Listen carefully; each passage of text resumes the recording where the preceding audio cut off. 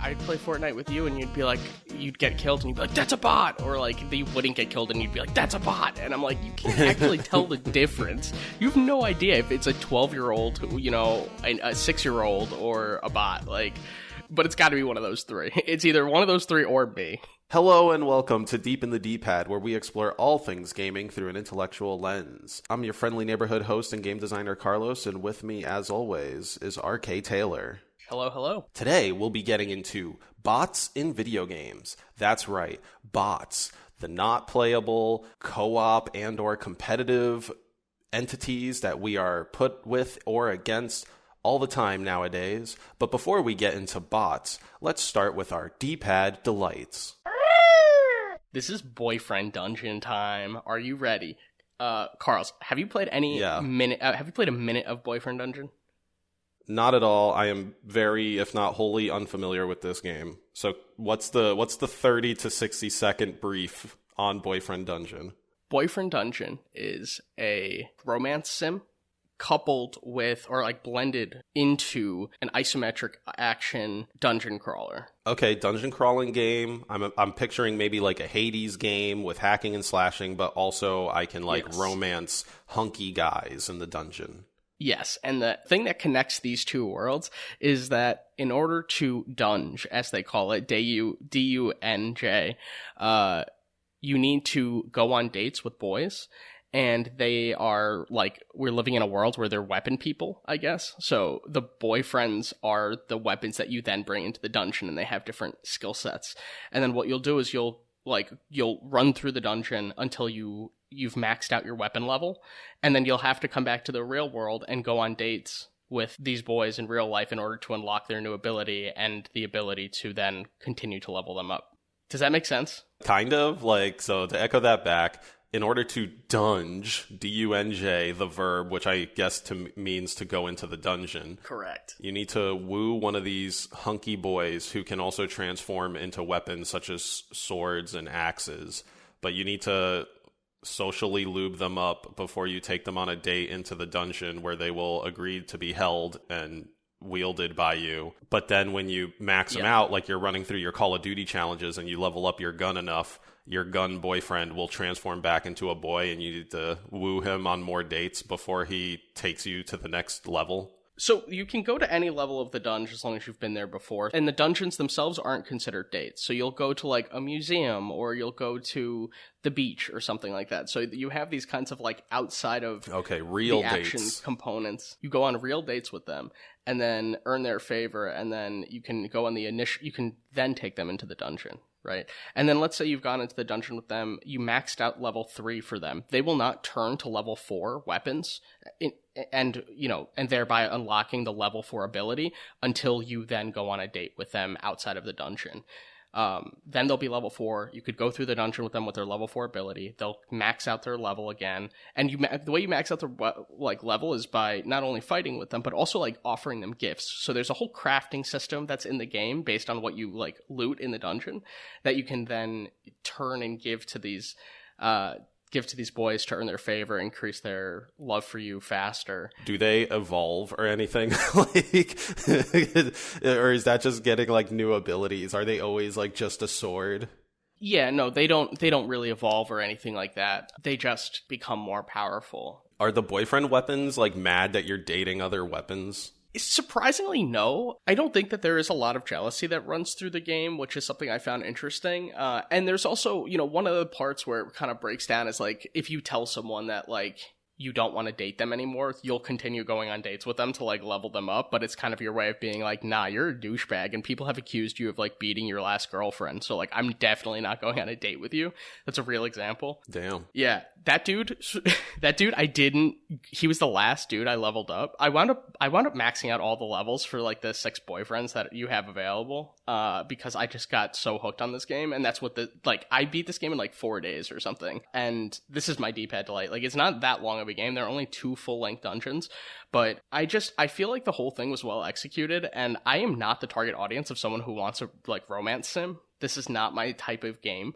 But by combining it with the roguelike, it was just entertaining enough, you know? And like the two dungeons that they have, one is like a mall, and the other one is like a nightclub. So everything, all the enemies are like themed such that they would fit in those particular environments. So at the nightclub, you have like a martini glass and stereos coming at you, you know? And I don't know, I just like the idea that you foster this relationship with this sword/person, and then it has effects, you know, it increases, like, I chose who I was dating initially, right, before I knew I was going to get super hooked into this, by like mechanics and gameplay. So it was like, but it was also someone that I didn't find intolerable, so I would be willing to continue to go on dates with this person, right? So I had to find a good middle ground where it was like, aha, this is a mechanic that works for me, and also a partner that works for me, you know. And trying to find that compromise and that balance is just interesting, because you don't think about that normally. When you're playing Zelda, you're not like, well, what is the characteristic of this boomerang? You know, you're just going around and like, I want to use a boomerang now, you know. And so having this like there are multiple facets that they're playing into you know, your personal relationship with the mechanics. I found that to be really successful, and I can't believe it, but I strongly recommend this game. It's just, like, again, this is kind of how I feel when people were like recommending racing games to me, like Forza. When you're recommending, like, we're like, you'll like it, you know. And I'm like, I don't know about that. I don't really like racing games. It's like I cannot think of another romance sim that I would recommend to someone. But if you have the slightest tolerance for those, this is a really interesting game that I would recommend. So that's Boyfriend Dungeon. Date your weapons, level them up. Bring them on dates outside of the dungeon so you could wreck house in the dungeon. That sounds interesting. I want DLC for this game. This is like one of the only games where I'm ready to buy DLC. What would DLC look like? More boyfriends or more dungeons? Higher max level with the boyfriends that are currently in existence. And I need at least one more full dungeon. Ideally 3. Ideally 2 more dungeons. So you just want to get further with these boys? I would like to. I mean, I would take another boyfriend in addition to it. Also, they're not all boys, which is one of the things that's interesting about this game. One of them is a cat, who has like, you know, just like kind of like brass knuckles with like Wolverine points on it that you can use to slice people. And is then it a cat or like an anthropomorphic cat? No. It's a cat. Okay. And then there's a woman named Valerie that I think Valerie's her name. So like those two are, you know, kind of queering the idea of like a typical heteronormative relationship. So I think the game is like inclusive in that sense as well. And not that people are like fucking cats, obviously, but it's like, if you just want it to be like a cat lady, like you could do that. Like, you don't have to. The point of Boyfriend Dungeon isn't like you must have a boyfriend, you know. Like, you could play the game in such a way that like your primary relationship is with a cat, and you minimally play with, you know, the others. Yeah, I don't know. This is just a really interesting game, and I do want DLC. I want new maps. I want to go deeper with the people I already have, and at least one new character would be cool, but not necessary for me, but I would definitely give it a whirl. What is going on with your D-pad delight, Carlos? So for my D-pad delight, it has to do with probably some of my earliest experience with bots, and that is Unreal Tournament 1, released in 1999, and it has one of the more famous FPS shooter maps called Facing Worlds. This is a capture the flag style map where there's like 2 towers just like floating on islands in space, and these islands are connected by like, let's say like 2 bridges, something like that sort of interweave to make a figure 8. But this is all just floating in space. When you're outside, you see the cosmos and maybe like the planet Earth like off to the side. And I was hanging out at a friend's house, and we were just playing it on his dad's computer because, you know, it was like basically dad had that computer, or there was like a family computer in the living room at that point, right? And so I'm like just playing this for like hours, you know, just like going CTF, like taking down enemies, and as always, putting in a little bit of smack talk like here and there. And I'm like wondering like, why isn't anyone like responding to me? Like I'm telling this guy he sucks at capture the flag. And I'm like 5 years old or some shit. Who knows? I'm like way too young to be playing online games and talking shit. But yeah, I later on found out that like I was just playing single player. Like I think my friend's dad came in and was just like, hey, how's it going? And I was like, yeah, I'm beating all these guys. It's ridiculous. And he's like, yeah, good. Like, are you winning, son? And like thumbs up and then just leaves. And then I think just later on, he was like, yeah, you were just playing like against computers and stuff. That's why like the voice chat isn't working. And I was like, oh, okay, they were all computers. That was still fun though.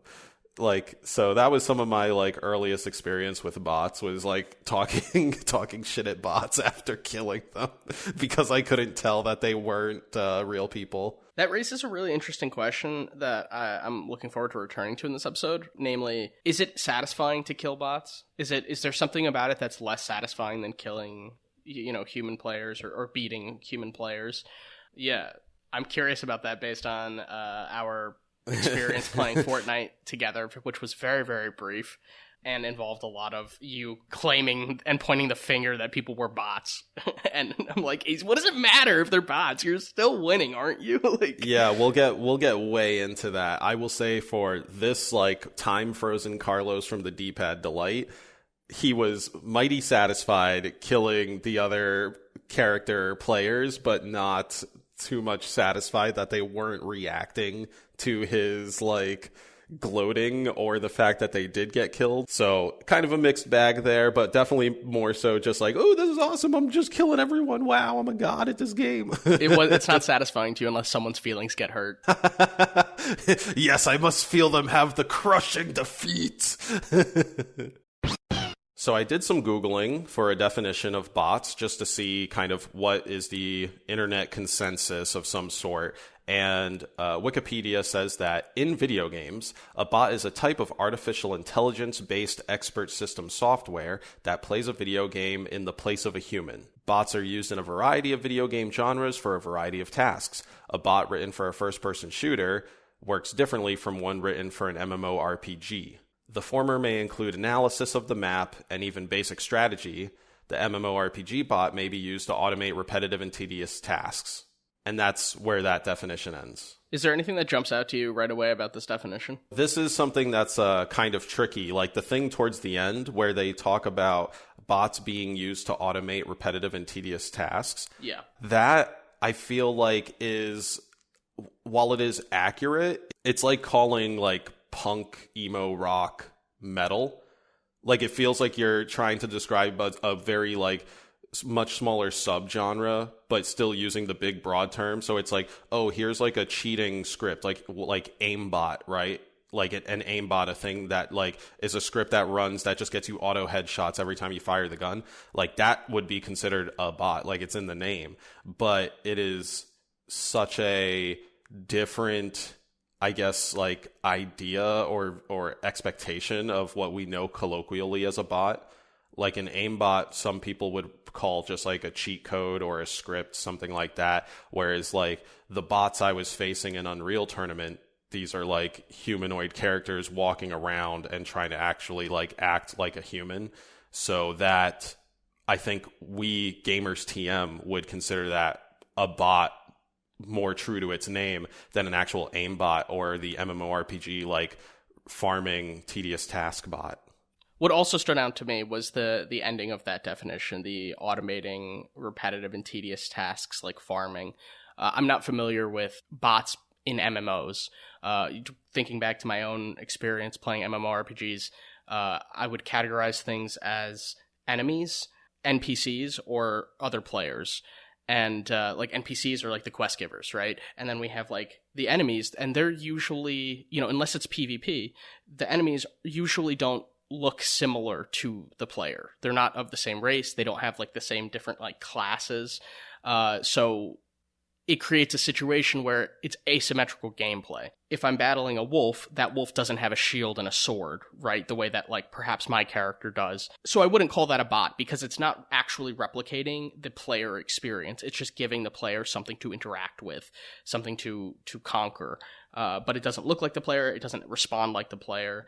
So I was a little taken aback that, like, in the definition of bots, MMOs are even mentioned, because I feel like that's getting, like, video game esoteric already. And if we're going to talk about MMO, like, if we're going to talk about bots in MMOs, like, that should be much deeper into the definition than, first couple of sentences. Yeah, I see where you're coming from, but I feel like the first sentence kind of counters that, because it says explicitly that the AI plays a video game in the place of a human. And we can very easily take that to mean, oh, well, I do not have an enemy of Nazis to kill in my World War II multiplayer game, therefore I need to populate that with bots. But in the same definition, right, the taking place of a human, a farming bot is used in World of Warcraft to take the place of an actual human character and just navigate to resources, interact with the resource, and then move on to the next resource, like navigate to the next resource and continue the cycle. So, like, it's taking the place of a human. It's not in a combative sense. Like, you probably wouldn't use a bot for, like, combat in, let's say, against players, because that's too unpredictable. But at a very basic level, you can have, like, this script running that makes you appear as if you're playing the game, but you're very clearly just, like, straight lining it to, like, resource after resource and just interacting with it. And, like, that's something you would probably do as a regular player, but people are able to automate it, and that does now give this, like, character that would be motionless without the inputs, like something's putting in those inputs. So that, to me, still reads as a bot. Like, rather than it being, like, Ryan's character that's playing, it's like, oh, that's Ryan's bot playing. MMORPGs have arguably the most complex world, right? So I would think that something that we're calling a bot in an MMORPG is going to match in complexity, right? It's going to have as much access to the world as possible, And the kind of bot that you're describing is, it is interacting with the world, but it's doing very little with the world. It has a tiny, like, skill set. It's occupying a corner of the world, and it's doing these, like, rote mechanics, and it's not really engaging with the world. And to me, that doesn't rise to the level of, like, true bothood. If there is such a thing, it's not fully interactive. It's not fully engaging with the world. I think, like, something like a Rocket League bot is fully engaging with the world. It's ball tracking. It's trying to score. I don't know if it passes to players, but potentially passes to players. I think my argument would be significantly weakened if it didn't pass. But even so, it still is engaging with most of the mechanics of the game. And to me, that is, like, a consummate bot, is one that is able to explore the entirety that the game has to offer. I think that's a high bar. Too high? My standards are too high for bots? That's definitely too high a bar, yeah. Like, I definitely think Rocket League bots are, like, quite dumb. like very the world much... is dumb. The world is simple, right? Like, they don't need yeah, to be but geniuses. Also a bot doesn't need to do every little thing. Like, if we were playing Unreal Tournament 1... those bots did not react in any way to my killing them. Those bots did not engage with me outside of, like, just trying to kill me. There was no, like, additional character to them. I don't know if they go out of their way to grab certain weapons. Like, is it, like, Pac-Man style, where each of these bots have, like, a very specific behavior? So one's going to grab the rocket launcher, one's not. One's going to grab SMGs. One's going to always go, like, left path. Bots, I think they just are there, again, in place of a human, but they're not meant to, like, play the full human experience. Like, Rocket League bots, even if they're on, like, All-Star or whatever, I don't see them perfectly passing to each other and then maybe doing an aerial. Like, that's why it's so, besides the actual like nameplate above them, that's why it's so easy to tell when you're playing against a bot in Rocket League. And the TaskRabbit farmer bot, I think, is basically the same, because you can make that bot do other things, right? Like, and we'll get into this in a bit, but like the bots have these various like scripts and behaviors going on where you're saying you can't consider it a bot because it's not able or deciding to go kill enemies, or it's not deciding to interact with the world in like leveling up my character and things like that. And a bot, at least for an MMORPG context, like doesn't need to do that. Especially if it's an enemy bot, you just spawn it in with those values, right? You don't need to make that bot like play 60 hours and get the talents. You just spawn him with that stuff. If the bot is playing for the player or is in place of the human, right, it can do some of the tasks that the human would, but you as the human player would not want to be robbed of those good moments of leveling up. You would want the bot to go and kill like 5,000 boars while you're at work for 8 hours. And then when you get home, see, oh boy, my bot got me some XP and now I'm actually going to do the part of the game I like.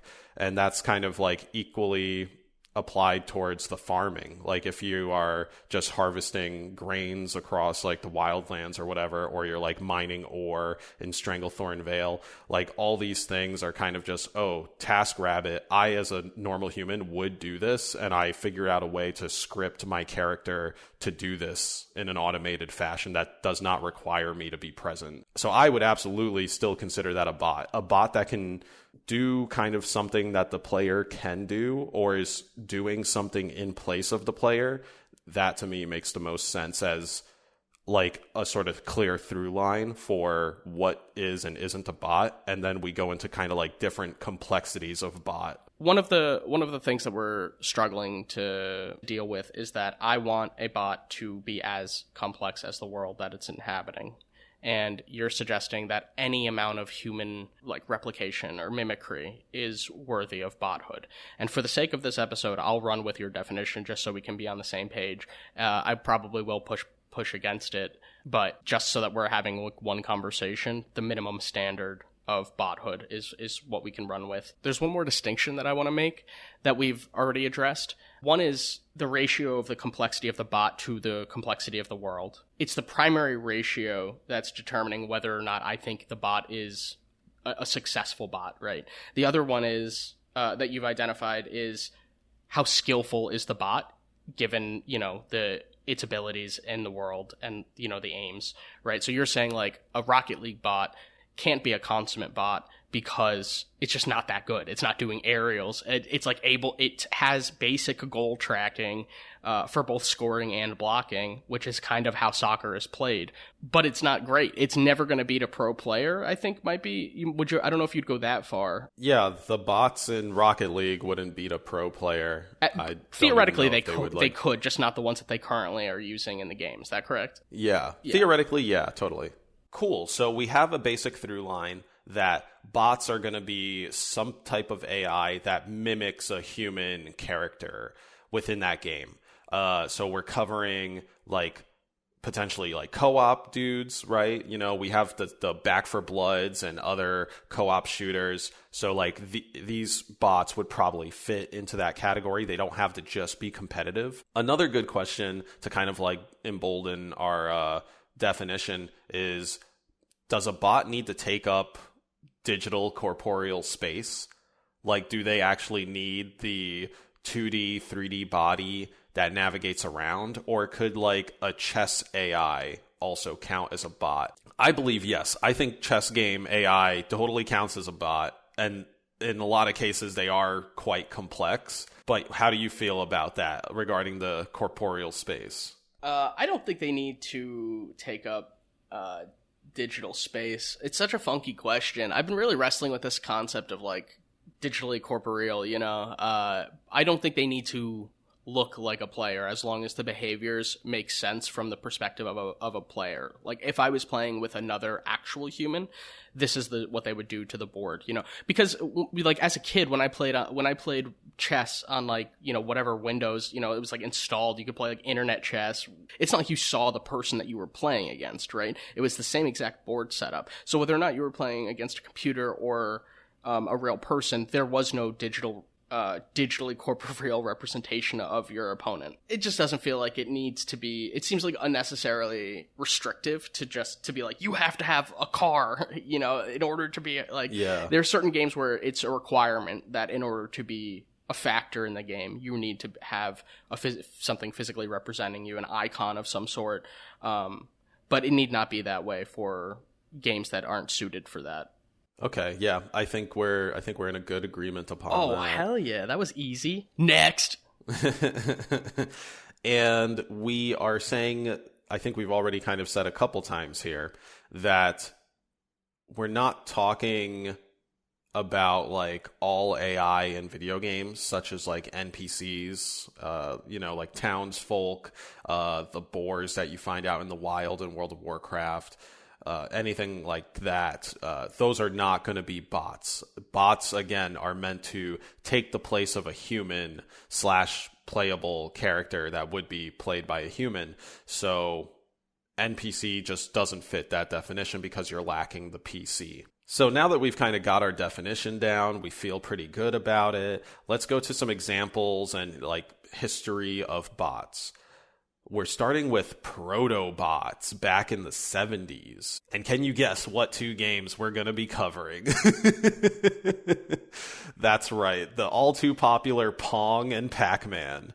So when we say proto-bots, what we mean is like a very simplified type of AI in a video game. And these are typically running like one type of behavior script or just one type of behavior in general. Taking Pac-Man as a prime example, each ghost has one behavioral script. One ghost is being told to stay outside of some radius of Pac-Man. Another ghost is always being told to try to get ahead of Pac-Man. A third ghost is always being told to trail Pac-Man from behind. And a fourth ghost is always being told to kind of like meander about in like the opposite corner of where Pac-Man is. And all of these behaviors work together as all 4 ghosts are active to help push Pac-Man into, no way out situations where like one ghost will like try to cut off Pac-Man and another ghost will be trailing him from behind, but oh no, here's the random ghost in the corner and he's cutting off your only route away from the other 2 ghosts. Each ghost only runs one behavior, it can't switch that behavior, and it doesn't know how to adapt beyond that behavior. And so that's a proto-bot. Yeah, the Pac-Man example is so interesting because Pac-Man is ubiquitous, but I think people probably don't wonder typically why the ghosts are going in different directions as they're like released from the gate. But there is a reason, right? Like they all have their specific rules that they're following, and all of the ghosts is not equal. There are differences between them, but the from the outsider, it just looks like it's a cosmetic thing. It's like, oh well, this one's pink and this one's blue, but there is a difference in the script, and the fact that there are 4 different running simultaneously is also just it's just interesting that people thought about the best ways to keep the player engaged and frightened and not make it too difficult, but. So there's like a level of balance there that they were aspiring to. But are you claiming that the ghosts are obviously enemies, but are you claiming that they're bots? I would say no, because they are not taking the place of a human character. Like they are very explicitly meant to be NPCs and enemies. But what I'm saying here is that they are kind of like the predecessor to what we know as bots. The game Pong from 1972 could probably be a better example of an actual bot based on our definition. I just wanted to give the kind of pretext of like, this is what we would consider a proto-bot, an AI that is running just one very focused script with like one behavior, rather than this thing that is like formulating like 7 different steps ahead of you with like 3 different potential strategies for what you're doing. That will come like way, way later. But we are in just like caveman days when it comes to these enemies. And so all they know is chase Pac-Man or be in this weird corner or cut off Pac-Man. And none of them share multiple scripts. They all just have that one behavior script to go off of. With Pong, we see the other paddle as being more of a bot. In Pong, it's 2 players, right? Player 1 will be a human controlling a paddle. Player 2 would also be a human controlling a paddle. But in this case, you're able to have a CPU, as usually it gets displayed in the game, or AI playing as the other paddle. And the AI can see where the ball is going, move its paddle into position to respond to where the ball should be heading, and then probably also keep track of what the score is up top. And so now you have something that's actually taking the place of a potential human and trying to play as if it were a human. That would definitely be our like early proto bot, alongside whatever chess games were also out at the time, if any. After the proto bots, we have what we more traditionally call bots. So I think we could just call them bots at this point. And I'm citing Quake 2 as one of the earlier iterations of bots in a, like, this is absolutely supposed to be a AI taking the place of a human. This is a first-person shooter scenario. Like, it's competitive. It's got the FPS, and it has, like, going around the map, doing objectives, things like that for bots. 1997, Quake 2. We also have the Unreal Tournament series, which I mentioned in my D-Pad Delight, which came out in 1999. That also had the inclusion of bots. And then Counter-Strike in 2000, also very famously has the inclusion of bots and is one of like the biggest first-person shooters of all time. And in this case, we have bots now who are not proto-bots. These bots are running, let's say, a bundle of behaviors, but they're not necessarily like learning from their matches, and they're maybe not well adapting to like changes in the gameplay scenario. So these bots might just have like a couple of behaviors like, oh, kill these guys, or oh, grab the flag, or drive this vehicle. And there may be potential for them to kind of like change up that stuff, but more often than not, they're kind of just running a general thing. Yeah, in general, they're not getting better over time. The script is what it is, and they're going to continue to perform. Like, if you find out that you can get under a box and, you know, shoot them and they won't notice you, that will continue to be true. They're not going to, from one round to the next, like, learn the box maneuver and, like, you know, develop a meta independently. They're fine. They're like finite bots. And so, like we've talked about before, a little bit earlier in the episode, bots don't have to be just like humanoid shooting or, you know, melee combat characters. We later on see like sports bots with Rocket League, where it's like, oh, okay, the cars can be bots too.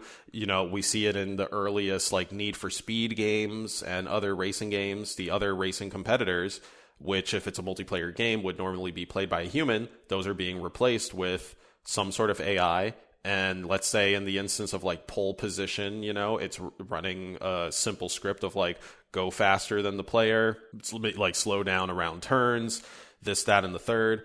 Whereas like in more recent games like Forza Horizon, we can have instances of like AI that's built off the driving history / data of other players, and even assign that to their gamer tag or something like that.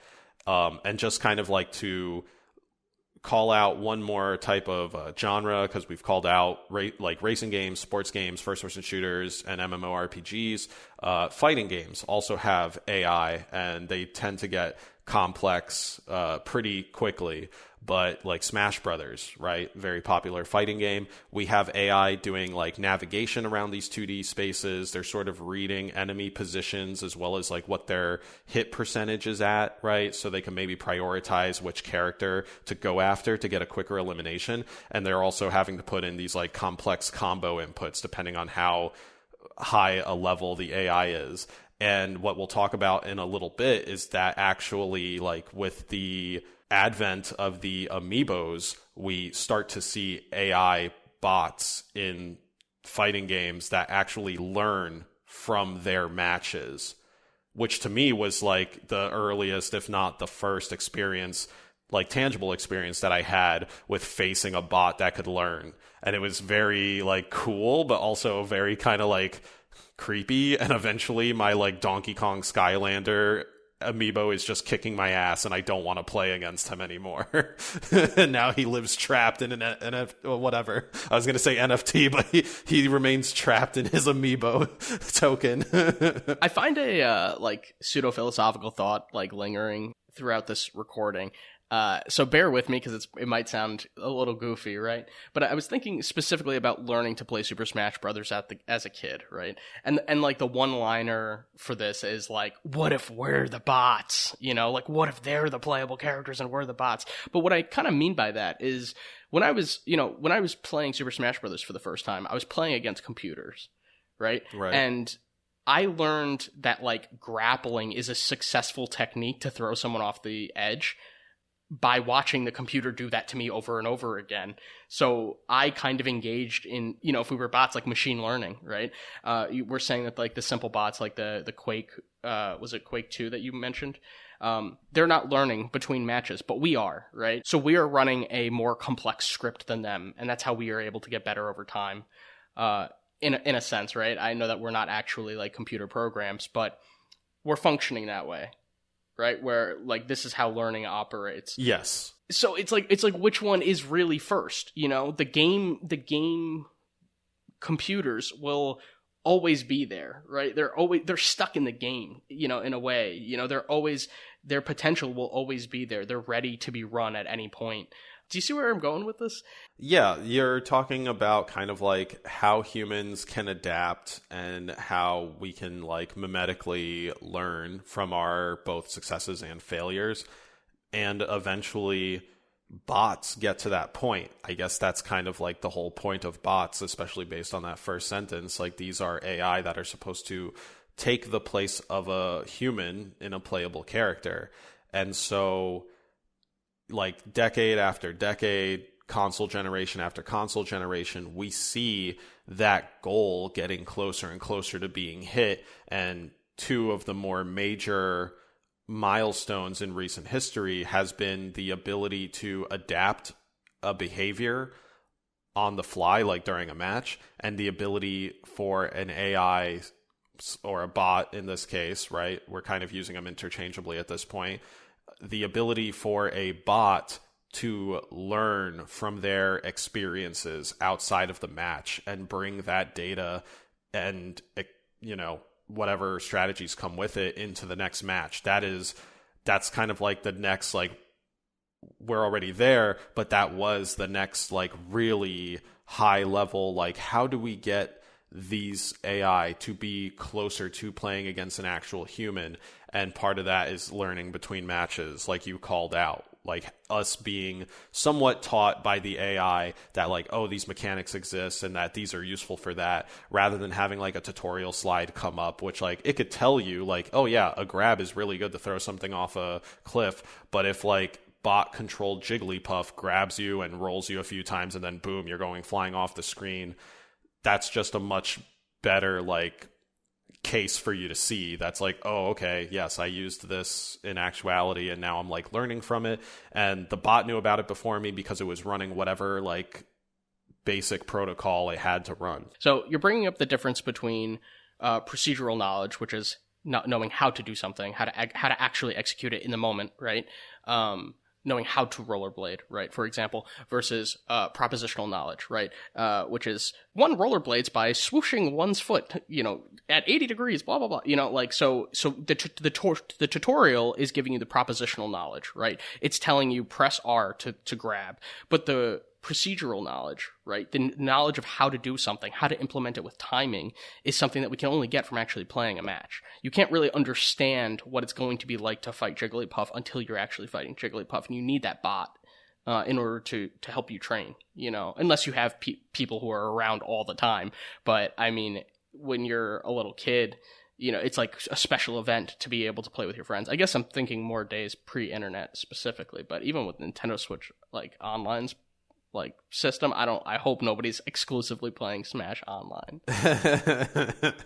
Am I just getting us derailed? Like, I feel like I am fucking removing the track. No, I think that ties really well into kind of how have bots changed over the years, because we're talking a lot about kind of like learning. It feels very Pokemon what we're talking around, like you teach me, I teach you, Pokemon, except we are talking specifically about the AI that we battle against. So like, let's get into kind of how AI has actually evolved. I sort of gave a little bit of that away earlier in the episode, but now we'll kind of like really get some concrete, definitive moments, definitions and milestones as to how bots have evolved over time, right? In general, they've gotten significantly more sophisticated. I've talked about how the Pac-Man AI, they are just running like one simple script, one behavior, and that can't change, and it can't learn between matches, and it can't learn during the match either. Like, it's always running that same behavior. The proto bots, if you will, can't change its behavior, and it cannot learn. Nowadays, in stark contrast, bots are able to learn, like during fights, they are able to learn from their defeat or success after a fight, and some bots are even able to just simply watch other bots or players play the game and consume that data and learn from that, which is freaking horrifying. They've got their bot office with their bot sticky notes everywhere that are like, never reverse, always drift. Yes, exactly. So the bots are studying real players at this point, and bots are able to play faster than like normal human time allows, such that I believe it was a Starcraft 2 smart bot. I forget what they call it. It's a spin-off of the bot called AlphaGo. I think it was called Alpha Star. This bot was able to study/play 45,000 years of Starcraft within 10 months because it was just running the game and everything else like so fast. It's wild. Let me read the excerpt from this article that I'll put in the linkables, okay? The 5 bots that beat humans at Dota 2 didn't learn from humans playing. They were trained exclusively by playing against machine clones of themselves. Due to the computer's speed, the AI could play in a few seconds a game that takes minutes or even hours for humans to play. This allowed the researchers to train their AI with 45,000 years of gameplay within 10 months of real time.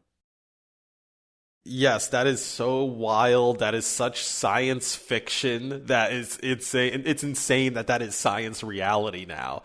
That just bots can play against bots, and they play so fast that they're already going to be programmed in a way that's like way better than most players that don't have like hundreds plus hours of experience. But now for them to be like, oh, let's just go into the hyperbolic time chamber like from Dragon Ball Z, but that's just metaverse time for them, right? like they're just all in their bleeps and bloops, and we're just like drinking coffee, and they've already played like 8 hours of fucking Dota 2 against each other. Like that's so wild. And they also have applied that same either that same tech or that same type of tech towards like StarCraft 2. So both Dota 2 and StarCraft 2 are like considered very, very like high complexity games, and especially like at a professional level, you need to be very quick, and that's what makes these bots, it almost feels derogatory to call those particular entities bots, but that's what makes these bots all the more powerful seeming, is like they're taking this high complexity game and they're learning it so quickly that they do eventually defeat professional players. And I think it was Alpha Star that became the best StarCraft 2 player in the world. That title belongs to a non-human now. Like, it's just insane. But let's go through the actual like milestones just to kind of really break it down and make it quick and digestible. We had the protobots, right, with Pac-Man. They follow a script with just one simple behavior. They cannot change their behavior during the game. they cannot learn new behaviors, right? When we go to the first Civilization game, the one that spawns the memes of like Gandhi like nuking everybody, and that was also due to like a number being a different value at the base level code. Funny enough, we could call that a bug, but it has very much just become a staple feature of the game, that Gandhi will just go sicko mode on anyone that betrays him. This is but 1991. In Civilization, the 1991 one, correct? So that's where we yes, are in the Civilization timeline. 1, 1991. Just shy of 20 years after Pong, we have bots that can follow scripts but also adapt. And specifically in Civilization, the AI will change its behavior after finding the player. Like, they are missing kind of what data they need to best build out their empire and their army and whatever else, because they have not found the player yet. But once a player is identified and they can kind of like see what's going on with the other player, that bot can then change what behavior script it's using to respond to the player. But it cannot learn from the match it plays with bots or other players. It will have that same set of behavior scripts and it will adapt in the match, but it won't kind of know, oh, hey, I adapted this way 3 games ago and it didn't work, so let me adapt a different way. Moving on to way further down the road, this is more modern day, I imagine probably around like 2018, 2019, something like that. We get to Go, the board game. A territorial control board game played with white and black, like small disc pieces on a big grid, and you put them down. It's kind of like Othello, if you're at all familiar with that, but it's got its own different spin to it. Anyway, it's a high complexity game. There are like manga and anime about it, and somebody made, I imagine a big collection of people made a bot called AlphaGo, which is what I was referencing a little bit earlier, because it got different varieties. Like, they named it for different games. So AlphaGo was the AI that played Go. Alpha Star is the AI that plays Starcraft 2. And if they make more, that's how they kind of name the bot. The fact that it's alpha is so funny, though, for real. It's like, whoa, I'm dominant. I'm going to win. I'm alpha. It's like, okay, calm down, code. That's such a funny read. I didn't get that from it. I more so got it as like the milestone itself. Like, oh, this is the alpha version of our bot. Like, it's not the beta version. It's not the gold ready for release version. Yet it's like crushing everything around it. So it's just like even more scary. It's like, I don't want this thing to go into beta. Like, please don't put more money into it. It's going to cause a singularity. But anyway, getting back to the main point, right? AlphaGo, it has behaviors. It has decision trees. It operates off neural networks. This means that it can change its behavior on a like turn by turn basis. It can learn from playing, both like during the match and after the match. And then the big shocker is that it can learn from watching. All the bots beforehand, and we can also shout out the Smash Brothers Amiibo fighter bots, because they like kind of learn between their matches, but they can't learn from watching matches. They have to participate. So bots have always had to participate until AlphaGo. And now we have like the Dota bots, playing against each other and or watching as much game time as 45,000 years. For sure, Alpha Star was just watching like pro streamers and or recordings of like tournaments as part of its like learning process alongside playing the game. And all of that is just like so freaking wild to me. Like, it is so cool, and also like just sounds like really terrifying in some form or another. Like, I don't want a remake of the movie War Games with Matthew Broderick, but AlphaGo is suddenly the like computer he's talking to. Like, I want to keep that thing stupid as hell. To what extent would you say that a bot is thinking, right? Like, and I'm using scare quotes here. It's not like we're actually suggesting that they're at the current level that bots are having thoughts, but they are obviously mimicking cognition, human cognition.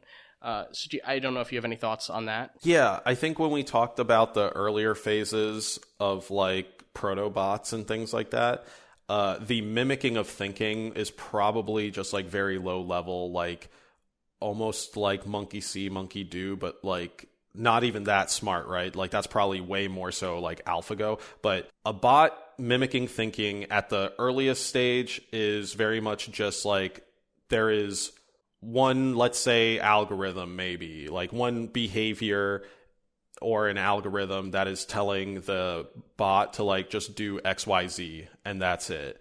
And yeah, it's like playing fetch with a dog. Further into the it's like they have one mind, and that mind is ball. Like yes, the Pac-Man ghosts are absolutely just they're just dogs playing fetch. And as we get to kind of like more recent times, we've gotten into machine learning and neural networks.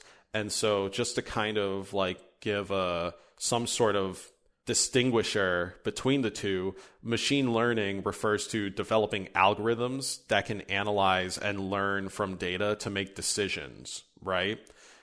So it is kind of like going through its own brain, figuring out like, okay, what behaviors can I use to kind of like change my game on the fly and try to ensure that I get victory?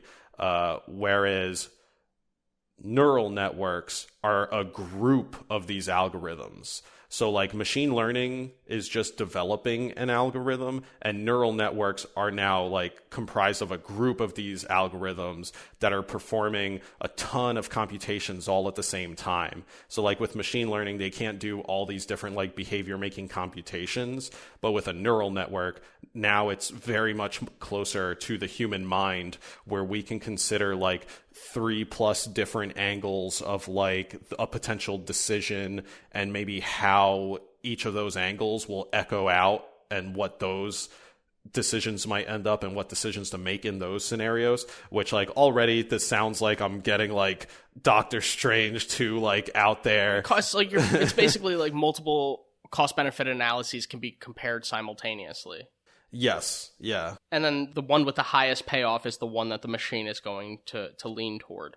I guess to try and put that into more gameplay related terms, I would say machine learning in Starcraft 2 would be the bot is developing these like different sequences of behaviors as it's playing the matches, and over time all of those like sequences become like an algorithm put together. It's like, oh, I've played Ryan a couple times here, and now I have like his understanding of how he plays. So I've developed this algorithm, which is a whole bunch of different behaviors and kind of decision trees to switch those behaviors on the fly based on how I know he has played in the past.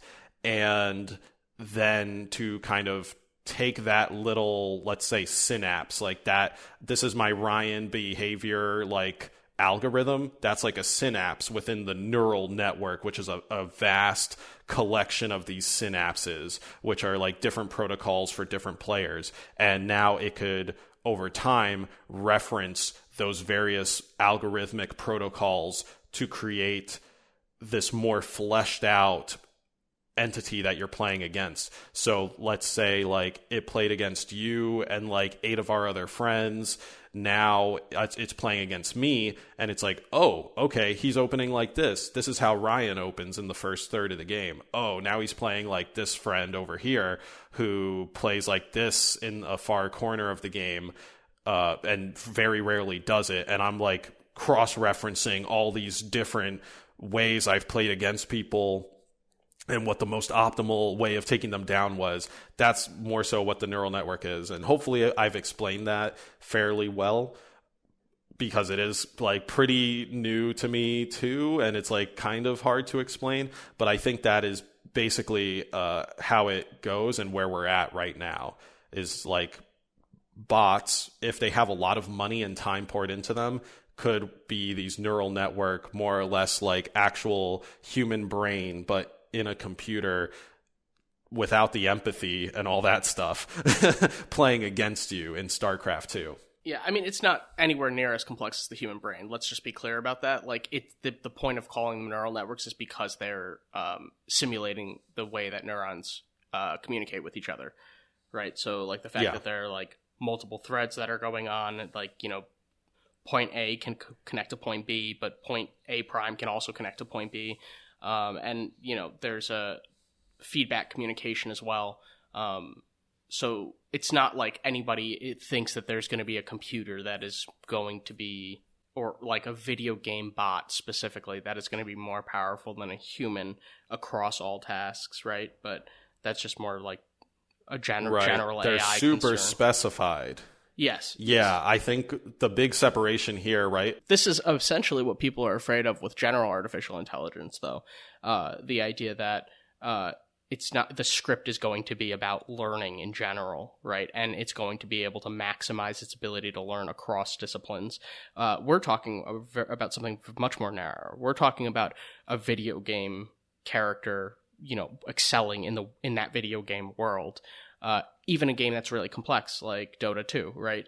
The fact that that video game script is running, the world isn't going to be drastically different in terms of like human beings battling AI in like an iRobot dystopia. That's not what we're talking about. That is, I'm not saying that that's not a concern, but in video game bots, it's not really a concern. You know, it'd be crazy. That'd be science fiction novel worthy if a video game bot was the AI that wound up conquering all of humanity. Right, know? And that I think is it's like the pedestrian, but. I think that's partially what the movie War Games was about, right? Like it was this like chess playing or tic-tac-toe playing AI that was like, oh yeah, how about we take control of nukes and, you know, see how that goes. Each of these gaming bots are made very explicitly to play the game itself and not really do much outside of that, because the workload gets so much more exponentially large for every little component that you need to add to it. So kind of moving away from that and staying on the thread of, oh no, the bots have been doing bad things. Let's talk about some controversies associated with bots. I would like to first bring up what we brought up way back in the definition part of this episode: farming bots, bots that autoplay games for the player, bots that potentially cheat. We were talking about aimbot, and I know we kind of like ruled aimbot out a little bit, but I am reintegrating it here for the sake of like just kind of being in the category of like, these are AI to some extent that are just playing the game for you. Although with an aimbot, I would consider that, let's say, a dumber bot than a farming bot in World of Warcraft that is actually telling the player character to navigate from point A to point B, interact with something, navigate to point C, interact with something. Like it's potentially like either grabbing data from a map and just going to these points where, like off of wowhead.com or something, it knows the minerals will spawn, or it could be dynamically checking the map for active resource deposits and walking there, which is why I consider it more of a bot, or at least a much smarter, what we would understand colloquially as a bot, compared to an aim bot, which is just somebody is already playing the game, but whenever they click in the left click, the bot, quote unquote, takes over and just moves their cursor onto like the nearest head for an insta kill. That to me is like way less of a bot, but it's still a cheat code. So anyway, how do you feel about these like auto playing video game bots, the bots that are taking some part of playing the game off of the player itself? Yeah, I'm of a couple minds. First, it seems unfair to, you know, compete with people who are just automating everything, right? Yeah. On the other hand, there is a whole like economy in something like World of Warcraft, and you can make real world money by selling things. So if you have like a huge resource, you know, and you're able to rig it in your favor, you know, there's a part of me that's like, take advantage of that. If you're that's like the original crypto mining or something. It's just like mining outside of Ironforge on like automated, you know. But yeah, I don't know. I mean, there is something about it that intuitively, you know, or like, yeah, I mean, I guess on some like base level, it feels kind of icky, you know. And it's like you're competing in a way that we're not on a level playing field anymore. But I'm also like, it's a game, and like, who cares? And if you're going to dedicate that much of your like, electric bill to it, whatever, like, do your thing, Yeah, I think that is more or less where I stand as well. Like, I only get annoyed by it if it is in a competitive context. Yeah, for sure. It's a huge, that's doping. Like, you're doping, like, basically, like, if you're doing it. Yeah, that's true. Like, that's why I guess I like it better when the battlegrounds kind of put everyone on equal playing field.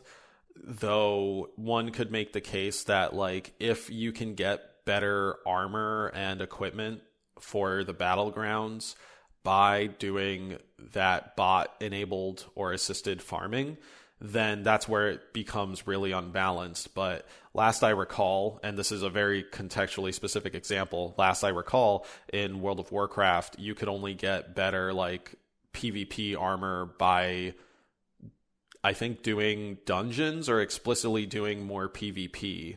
So I don't think you could bot your way up to getting better stuff there. But still, yeah, like, let's even say you're like having a race to reach level 25 with like a different friend, and they end up using a bot to like kill boars while they're asleep. Like, that's still kind of annoying. Some people would say it robs the sense of pride and accomplishment of reaching like certain parts of progression. But for those who don't want to play the game for 8 hours and still make progress, like, that's their salvation in a way. I would say nowadays, we're way more expectant to buy a XP booster to get that same like value out of our playtime that say a bot would just play for us. That is. I mean, in WoW, I remember you used to just have to like finish, like, you'd log out in an go to sleep in the inn. Yeah, you'd just log out in an inn, and so it was a mechanic. It was like woven into the mechanic that, like, a game mechanic that, like, you have to be here, and now it's like monetized, and it's like you're selling out. Like, I don't know, it's just. It was also woven in as a way to like not directly. But this was also the sleeping at the inn, getting rested XP was a way to get players to take breaks from long gaming sessions, because obviously, like, you don't want people in internet cafes to, get blood clots in their legs and end up dying left and right.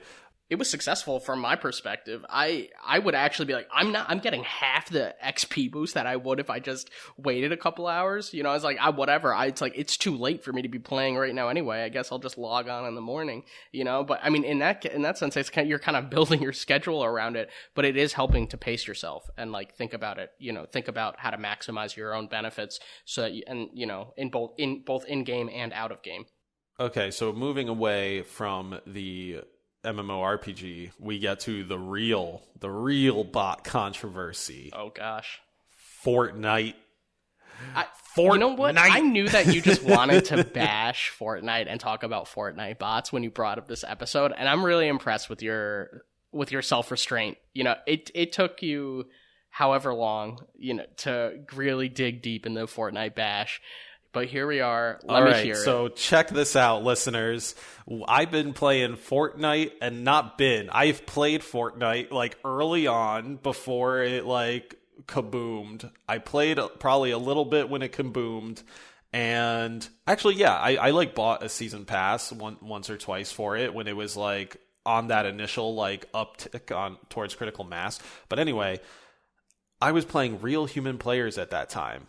And then I fall out of love with the game. I mean, it was a fast fling, and I just wasn't busting sick 90s fast enough, wasn't able to build my staircases and my big towers at the second I get shot. But anyway, Ryan, several years later, gets into the game, and I'm like, oh, okay, I'm familiar with this game. Let me try it out. And we're playing together, and I just get this not even like, it's uncanny. Like, I'm getting this weird uncanny valley feeling of like, wow, a lot of like player characters around me are acting very strange. This one's not really reacting to my shooting properly? Why is this one walking back and forth the way it is? And I'm just noticing a lot of what people on the internet would call sussy bakas just moving around the map. And Ryan's having a grand old time, and I'm not so much because I'm killing these entities, and I'm like, these are not human players. I am not getting the experience that I had when I played it years ago against actual human players, or at least what I perceived as actual human players. And it was just very clear to me that we were kind of like being duped a little bit. And Ryan did not feel the same way. Ryan believes we were killing players the entire time. But I think at some point I did get you to finally accept that there are bots in Fortnite. Okay, you're bringing up two controversies in one. One is the one that we mentioned earlier, which is it as gratifying to kill bots? And we could also reframe that question as, is it satisfying to kill bots when you think that they are actual players? The converse of this is like, if you think you're killing bots, but they turn out to be actual players, does that give you a positive feeling, a negative feeling, or just your feelings stay the same? Right? Because that's what that's teaching us, is that there's if there is change there, if there's an emotional change, you've identified that it is not just the action that you, the player, are committing with your button inputs and your skill set. There's something comparative going on there, where you're looking at yourself differently in relation to either this script or this real life person. The other controversy, the second one, is can you know that you're playing against a bot if you are playing against a bot? Right, which is kind of the Turing test. The bot Turing test is kind of a way of thinking about this. Can bots be convincing enough? And because Fortnite has the reputation of being dominated by children, when I see a player acting a fool, I'm not under the assumption that is a bot. I'm like, okay, well, that's just someone who was too young to be playing, who likes the overworld of Fortnite and accidentally queued into this match or something. That's my interpretation of it. I did admit that, there would have to be a high demand of players for you to be able to pop into a match of 99 people who are free and available at any given second of the day. But I mean, there are millions of people playing Fortnite. So I don't know what the math is on that. I don't know how it breaks down between people who are playing solo, people who are playing in groups. But what I will admit is that, I don't know. Like, you said, you got me to admit that I was playing against bots. I admit that I don't know whether or not they're bots or people. Like, I'm not going to die on the hill of, no, this was definitely a 6-year-old or an 8-year-old or something. But I feel like we both need to have a more skeptical approach to the situation once we understand that there are bots and people and that sometimes or even usually, there's no way to tell apart without looking under the hood. Just to be clear, I'm not arguing that Fortnite doesn't have bots. I think you did show me an article at one point that said that they did have bots, and I was like, okay, fine, they have bots. Whether or not we are playing against particular people who are bots, particular players who are bots, is what the controversy is. I can't know if player X, while I'm facing him, is a bot or not, regardless of how erratic or sensible his behavior is. Okay, I totally get and agree with that. And yes, there are articles out there that do prove without a doubt that there are bots in Fortnite. If you were to Google it, are there bots in Fortnite? Immediately Google, expands that most popular page and it says Fortnite Battle Royale does indeed utilize bots. As for why I could identify this, or rather why I was getting this bad Turing test uncanny valley feeling, is because I was watching and or analyzing whatever input was being given there. Oh, I'm hiding in a bush, I see a person, what is this person doing? Wow, those movements look weird and not like anything I've seen from good and bad players in my previous time playing. Why is he walking 5 meters and then stopping and then shifting to the right? And granted, all of this stuff could be oh yeah, that's just a tiny kid. But in my own perception of that experience, it did not have the erratic nature of a child moving around. And it's almost like that Zuckerberg is a robot meme, right? It's almost like observing a robot trying to have fun, but it doesn't really know what fun is. So it's like, I will pick up M4 and like slowly rotates to the M4, takes like some very exact steps to the M4, stops, then picks it up like after a moment because it's like slowly registering and calculating all this shit.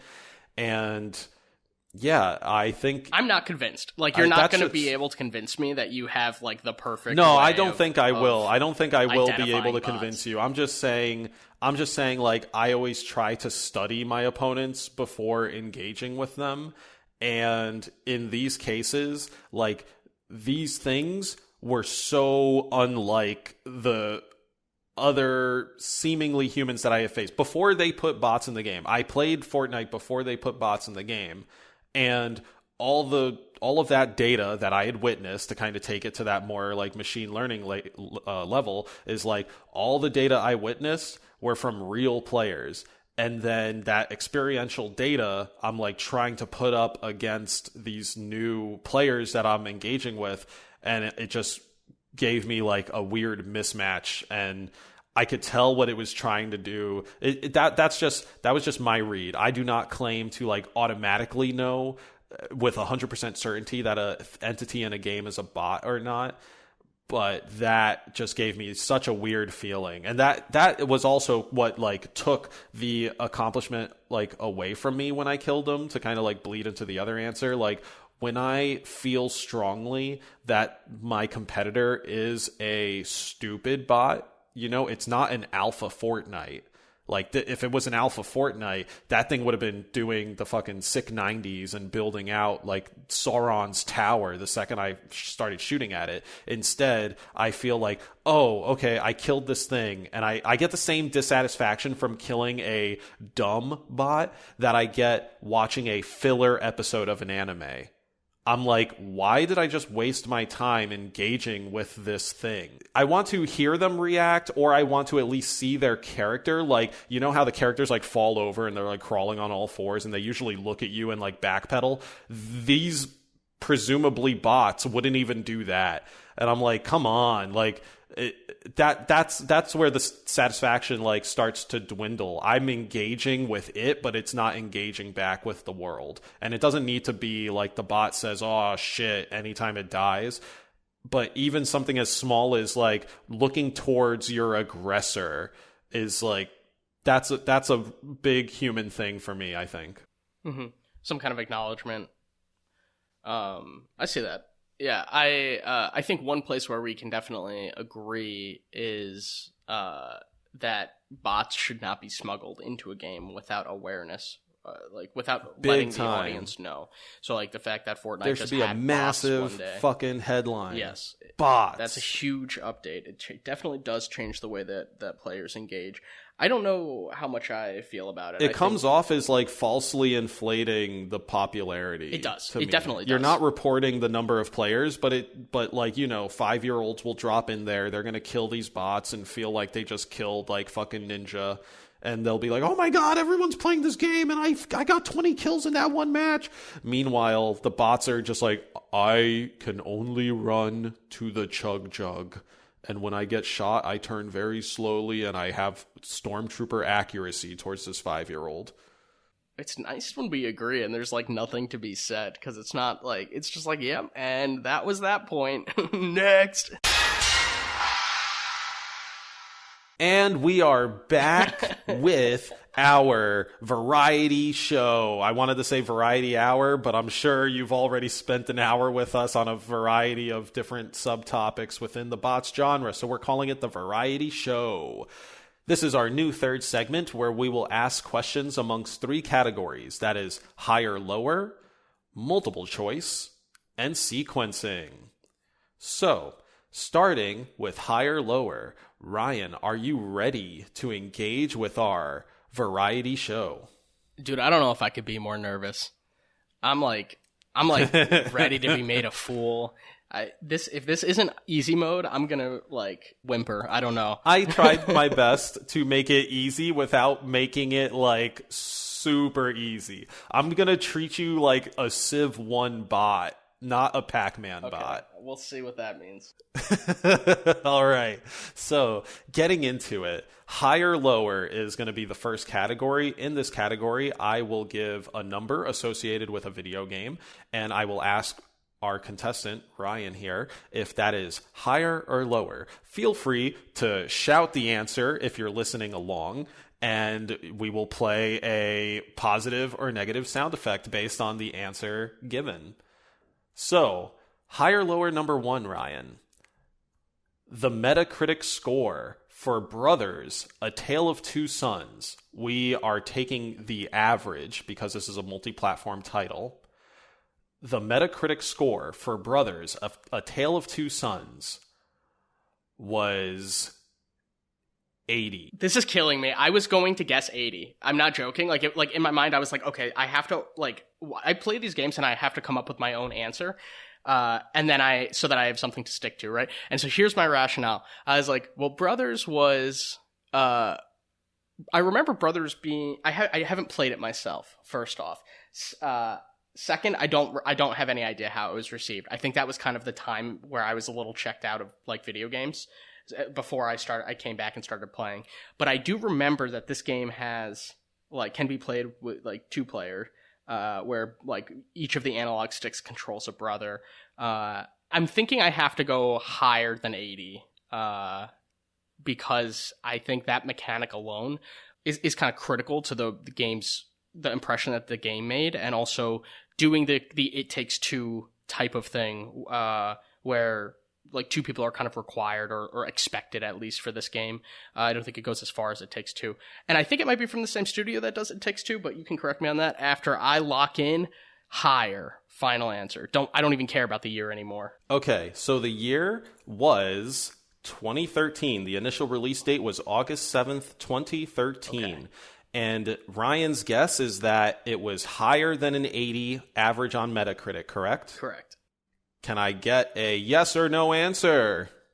You are correct. It was an 83. Oh, good, 83.29 specifically. So the highest of the high scores was on PC with a 90. The lowest of the low scores was on Nintendo Switch with a 79. But across the 5 or 7 platforms that it's on, it averaged out to an 83.29. Nice. Very good game. If you, listener, have not tried Brothers, A Tale of Two Sons, I would definitely recommend trying it. If you have a friend you like playing video games with, this is also a kind of great sort of couch co-op-y experience because of the one hand on each side of the controller thing. Moving on to our next question. Higher, lower still. The video game Psychonauts 1 came out in 2007. Now, is the year it actually released higher or lower than 2007? Okay. This is Psychonauts 1. Okay, so we're not doing Metacritic score, we're doing year? This is release year. Okay. 2007 for Psychonauts 1. Is it before or after 2007? This was released for the original Xbox, which was the same era as like the GameCube generation. So I had a GameCube, I think like around like 2003 or 4, I would guess. I'm going to guess lower. The platforming isn't that great. I'm thinking that the Xbox probably came out around 04-ish. I could be really far off on this. I hope I'm not going to embarrass myself. But I'll lock in final answer lower. Okay, final answer lower. Let's check the scoreboard. Correct.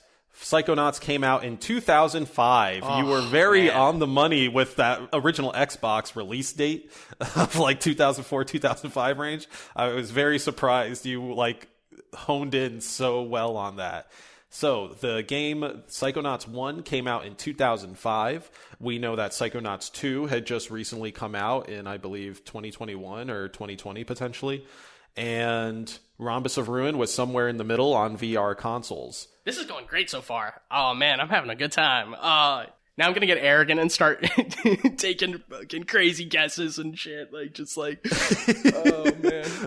Well, you'll have quite big numbers to compare against pretty soon. This is our final high-low question of the variety show. The GameCube console sold 30 million copies. Do you believe the real answer to be higher or lower than 30 million copies. The original GameCube console, and copies might not be the right word, maybe units is the better word, but the GameCube console overall, within its whole lifetime, sold 30 million units, higher or lower. Is this worldwide or is this just US? Worldwide. Oh, man. Well, obviously, the GameCube was not a very successful system. I really don't have any console sales committed to memory, which would make this much easier if I knew that, like, you know, the PS4 sold X million. 30 million is not very high for worldwide sales. Oh, man. I don't know what percentage of the entire world wanted a GameCube. You know, it was a system that a lot of people slept on, but it was so fun too. I really liked my GameCube. I'm going to guess that actual GameCube sales are lower than 30 million. Final answer. Final answer, GameCube sold less than 30 million copies. Is it correct?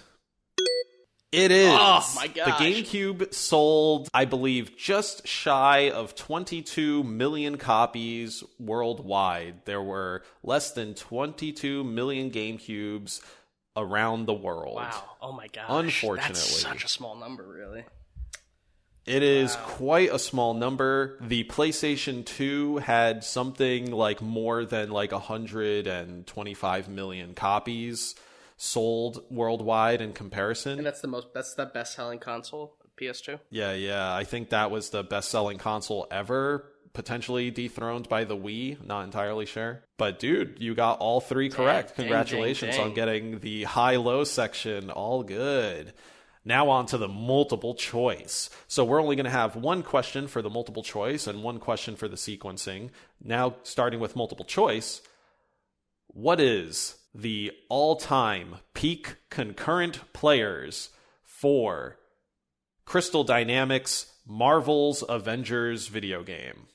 What is the peak concurrent players of all time for the Marvel's Avengers game? And your options are 28,000, 120,000, 53,000, and 15,000. Wow. Okay. So the peak. Okay. What is the question is asking how many players were playing simultaneously at like the peak of this game? That's the idea. And it's Marvel's Avengers? No, it's more so asking. The question is asking what is the highest number of players that were playing at the same time in Marvel's Avengers game, right? Not during the peak of its popularity, sure. But yes, I see, that kind of comes hand in okay, hand. Thank you. Okay, This is Marvel's Avengers. This is the one that just came out. The recent beat 'em up game, yeah.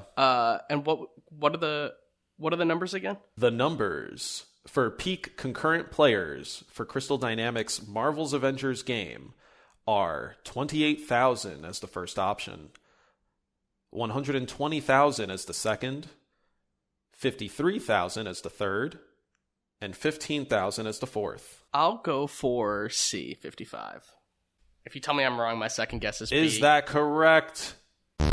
It is not correct. Sorry, Ryan. B is my second guess. Am I wrong again? It was actually 28,000. Okay. According to Steam charts, which might only check Steam, so maybe I could have contextualized that number a bit better, but according to Steam charts, the all-time peak concurrent players for Marvel's Avengers was 28,145. Wait. Steam charts? As of us recording... Does Steam charts mean yes. Just PC players? An ongoing analysis of Steam's concurrent players is the subheader to the website. I should have mentioned I was using Steam charts because this number is kind of hard to get otherwise. Like, you know, the big three don't share their analytics very much.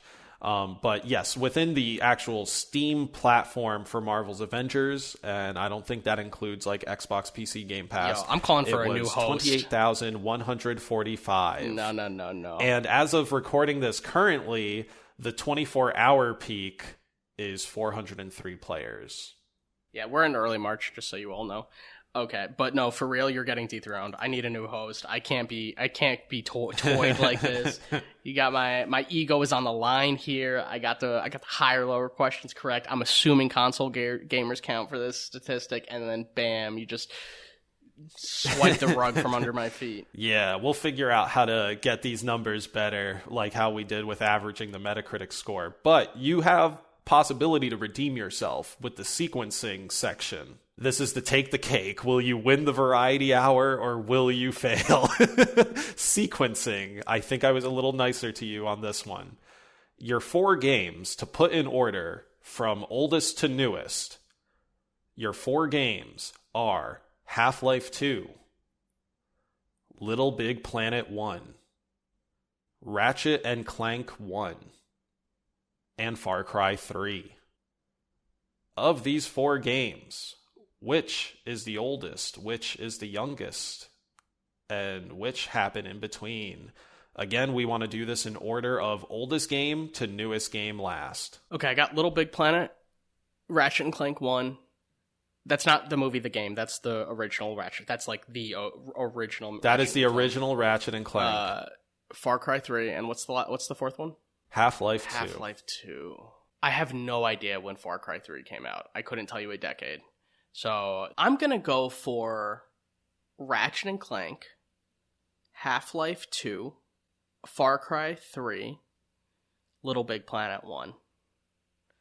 That is final answer.